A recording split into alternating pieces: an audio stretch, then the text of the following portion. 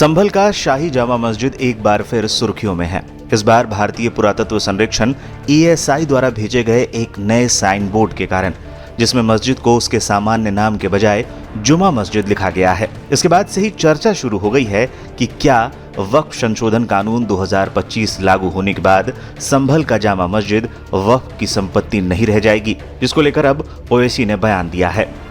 वक्फ संशोधन कानून 2025 का नोटिफिकेशन 8 अप्रैल 2025 को जारी हो गया। राष्ट्रपति की मंजूरी के बाद अब ये पूरे देश में प्रभावी हो चुका है। इस बीच AIMIM सांसद असदुद्दीन ओवैसी ने ABP न्यूज से बातचीत में इस कानून के लागू होने के बाद संभल स्थित जामा मस्जिद को लेकर टिप्पणी की थी। असदुद्दीन ओवैसी ने कहा था, वक्फ संशोधन कानून 2025 लागू होने के बाद संभल का जामा मस्जिद वक्फ की संपत्ति नहीं रह जाएगी। ओवैसी ने टीवी पर हुई चर्चा के दौरान कहा था, उन्होंने बिल में 3D सेक्शन जोड़ा है। इस कानून पर जिस दिन राष्ट्रपति हस्ताक्षर करेंगे, संभल की मस्जिद वक्फ की नहीं रहेगी, क्योंकि संभल की मस्जिद जो है वो ASI में संरक्षित साइट है। इसलिए संभल की मस्जिद चली गई ना वक्फ से।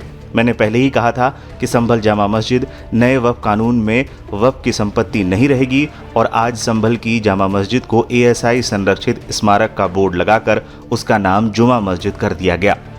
ओवैसी के इस दावे पर वरिष्ठ वकील ने उठाया सवाल। AIMIM सांसद ओवैसी के इस दावे पर वरिष्ठ वकील विष्णु शंकर जैन ने सवाल उठाए हैं। विष्णु शंकर जैन ने कहा, मैं उनसे पूछना चाहता हूं कि अगर आप ये बयान दे रहे हैं कि संभल की मस्जिद से महरूम होना पड़ेगा, सबसे पहले बैरिस्टर साहब को दिखाना पड़ेगा कि संभल की मस्जिद फला भला वक्फ नंबर है।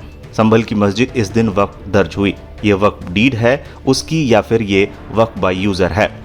विष्णु शंकर जैन ने आगे कहा, यह भ्रम फैलाया जा रहा है। आप सेक्शन 3D पढ़ लीजिए, उसमें लिखा है कि ASI संरक्षित इमारत, और अगर आपने उसको वक्फ किया है तो वो नोटिफिकेशन शून्य हो जाएगा। अब ASI एक्ट 1958 से संचालित होगा। बहुत सारे ऐसे मंदिर हैं जो ASI के अधीन हैं, वहाँ पूजा पाठ हो रही है।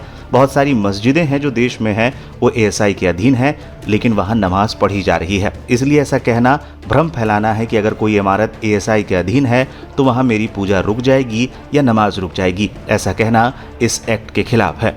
बता दें, संभल की मुगलकालीन मस्जिद एक बड़े विवाद का केंद्र बनी हुई है, क्योंकि एक याचिका में दावा किया गया है कि ये एक प्राचीन हिंदू मंदिर का स्थल है। पिछले साल 24 नवंबर को संभल के कोटगरवी इलाके में मस्जिद के सर्वेक्षण के दौरान हिंसा भड़क उठी थी, जिसमें 4 लोग मारे गए थे, जबकि कई अन्य घायल हो गए थे। अब वक्फ संशोधन कानून के लागू होने के बाद भारतीय पुरातत्व संरक्षण ASI द्वारा भेजे गए एक नए साइन बोर्ड में मस्जिद को जुमा मस्जिद लिखा गया है, जिसको लेकर विवाद गहरा रहा है।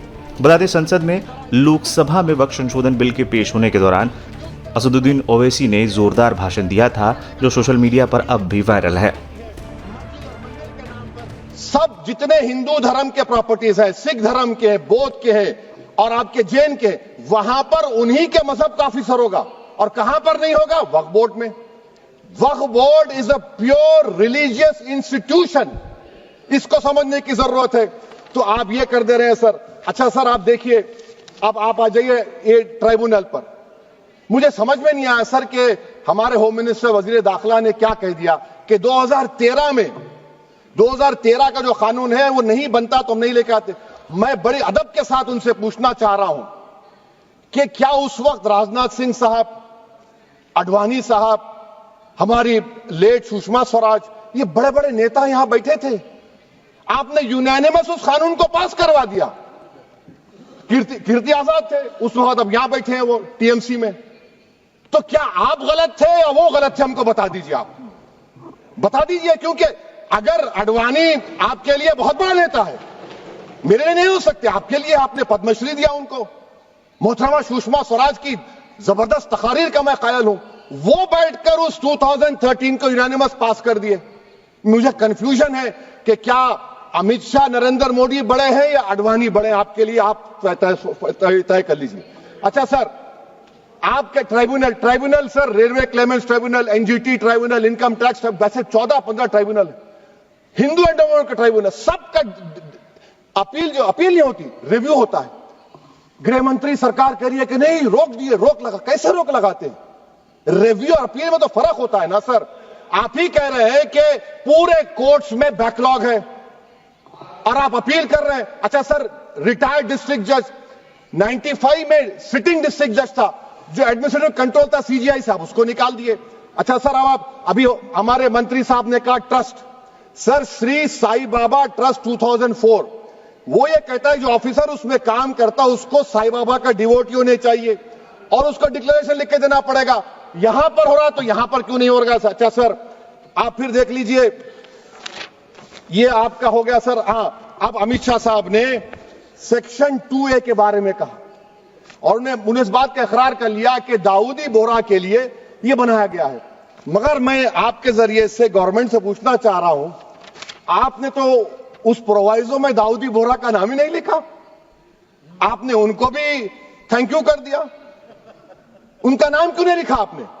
और सर, और गवर्नमेंट क्या कर रही है? आप मुस्लिम समाज में जो बेकार किस्म के लोग हैं उनको एक रास्ता बना रहे हैं, एग्जिट दिखा रहे हैं कि तुम्हें वक्त से बचना है तो तुम्हें ट्रस्ट बना लो। ये क्या कर रहे हैं सर आप? कम से कम उन दाऊदी बोहरा को आप दे देते। अच्छा sir, clause 3V section 36 clause 18 देख लीजिए।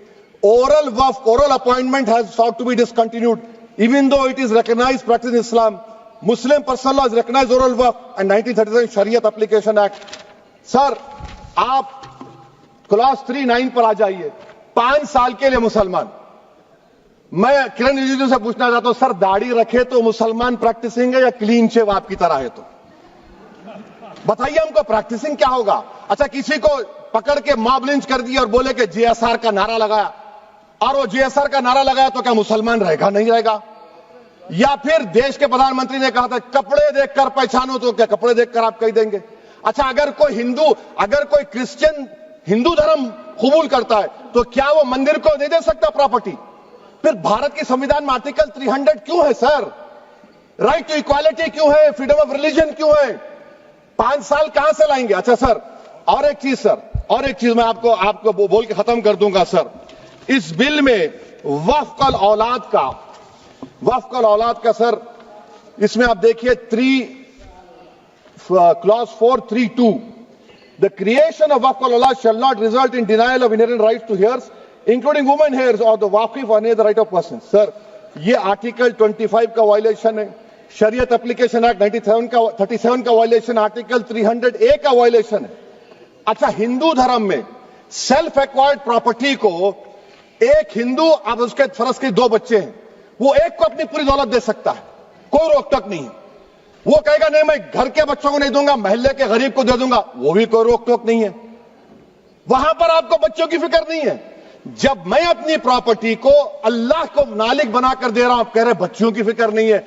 इतनी मोहब्बत आप बिल्किस बानो से दिखा देते तो आपके लिए दुआएं देती आपके लिए।